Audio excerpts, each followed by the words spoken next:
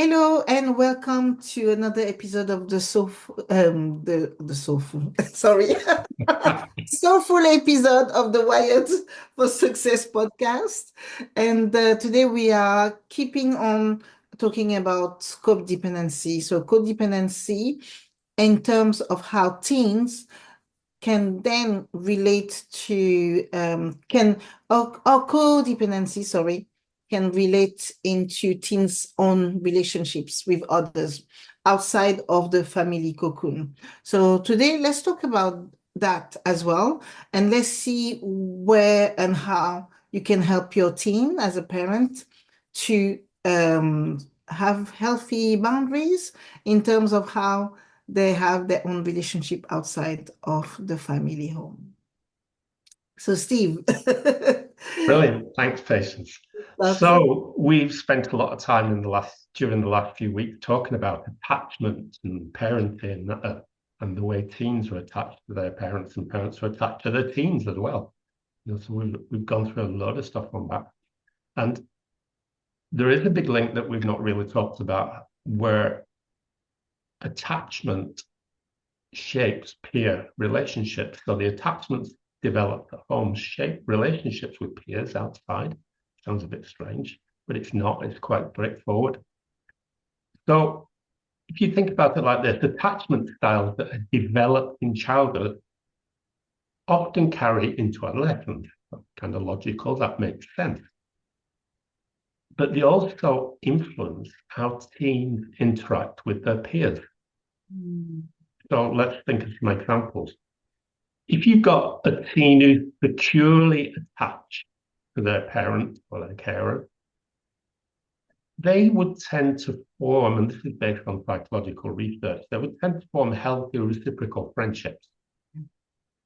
And they would have good emotional boundaries. So that's securely attached teens, and that's cool. Wouldn't it be great if they were all like that? But they're not. no, it's not. No. And then we've got another one, which is about anxiously attached teens. And teens who are anxiously attached may well cling to friendships. And I can think of some examples of this as well. They may cling to friendships, or they may constantly seek reassurances. They constantly fear rejection. So they overly emphasize the importance of the team, of the peer group, perhaps. And then we've got another level of avoidantly attached teams. These sound a bit grand, but they're not really. They're quite simple. Avoidantly attached teens often struggle to trust others, or they often struggle to create deep connections. So everything's kind of a little bit superficial, nothing's very deep. And they might appear distant in the Mm. relationships that they have around them. So they're kind of a little bit removed, not really connected. So that's avoidantly attached teens. All of this is coming from the process of attachment that's developed between parents and their children developing into teens and so on. And then we've got another one, which is the last one of this little list, that is called disorganized attachment. And disorganized attachment is when they're not really sure of the link between themselves and their parents, themselves and their carers, and things change and the goalposts move frequently, and it's always something different, something else, something new. So they have no kind of one way that they're following or they're used to seeing. And that leads to chaos. It can lead to chaos and inconsistent behaviors in friendship, which obviously is a little bit worrying. So for parents, we need to try to understand these patterns. We need to Mm. try and understand things about securely attached, anxiously attached, avoidantly attached, and the final one of disorganized. So what do you think about this stuff, Patience? I think it's exactly that. So as parents, we need to recognize the patterns but also we need to teach the teens on how they can recognize some of the patterns. So once you know and you are aware, you can't go back to not knowing. So therefore, what do? You need to pass on the knowledge. How do you pass on the knowledge? is simple. Again, in asking questions, what is your behavior maybe when you are with this person? Or how do you feel that you're able to voice your opinion when you're with this person? Just a little hints here and there so that your teen understand what is their space into the relationship. This is how they will also by themselves be able to recognize the pattern in the long run, whether it's a good relationship or not. So Steve will tell you a little story really quickly after, but basically sometimes as parents, we are quick to have our own opinion on things, but our teenagers, they need to develop their own identity and know how they can see those for themselves. Absolutely. And that's a brilliant link into the next thing, which is about the role of peer attachment. So, and whilst I'm only going to talk about this for a few short seconds, really, but the role of peer attachment as a header can easily be reversed because everything that I'm about to say relates to parents as well. So we could call it the role of parent attachment too. So I'll try and think about it in two ways.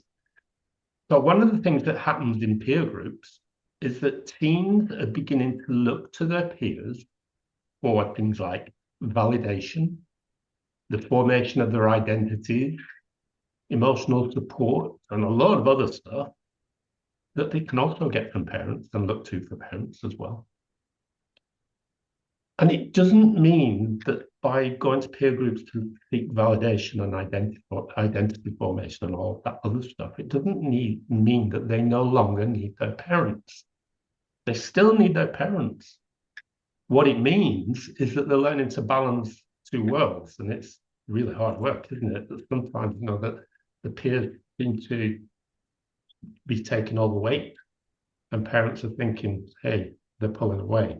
But then suddenly the adolescent or the teen comes back, so the parents take all the weight, which shift. Peers help teens to explore the formation of their identity. It's kind of like the friends and peers are offering a mirror for them to look in. Sometimes parents don't like what they're seeing in that mirror, so that can be a little bit difficult, a little bit challenging. So we need to talk about that stuff. Peers help develop a sense of belonging, the peer group, that we might not like the peer group. It might be pretty scary to us as parents, but still, this sense of belonging is being developed. And then there's conflict and growth. How many peer groups do we hear about where there has been some conflict? I don't mean violent conflict or anything like that. Well, I don't want to hang out with them anymore. I don't like what they're doing. I don't like what they're saying, etc., etc. I've heard that from my own things. But yet, this conflict teaches really important lessons that teens need to have, they need to go through. Some of the lessons are tough, some of them hurt. But they teach things like negotiation, empathy, help develop resilience as well. And how to set boundaries. Absolutely brilliant. So do we have anything else that I've missed, Patience? I'm not sure. No. I don't think you miss anything. I just feel like once again, as we keep repeating this, we can give you much more support if you contact us individually with your own individual problems. But really to just, give a little bit of my point of view on all of this is that we're coming back to self-awareness. You need to teach your children, your teens as well, or they need to learn how to create their own self-awareness, to know what is their place in a certain setting. And for that, as we've said, Steve have said so many times, open communication. You need to ask questions and the right questions, Then it's really important for your teen to have a good self-esteem. So how do you support your child in having that so that they're able to set boundaries and say, you know what, actually, I'm not going to be with this group anymore. It's because they're learning to say no. and they know that, okay, this is no longer for me. I'm going to come out of there. But also, is to also ask for support, like what Steve was saying. So with parents, what happened when the child goes away? They're like, oh, I'm going to do everything by myself. But then they're like, oh, I still need help around this. So having that window to say, you know what? You can still come back to me and I will still be there to support you on here or there. But it's really about asking for the support. The support can be with your family, with your friends, or trusted people around you. But it could also be with Steve and myself, as we were saying, and seeking the help of a therapist so that you have more healthy coping mechanisms and you know what to do in certain circumstances. So on this, I don't know, Steve, if we have any more to say, but I will say on this, we will leave you. And we will come back for a next episode of the Wired for Success podcast next week. Remember, you can ask questions, you can email us, you can phone on WhatsApp. So just contact us and we will support you if your child or yourself are into this situation at the moment. Thank you and see you next week. Thank you, everybody. Take care. Yeah, bye.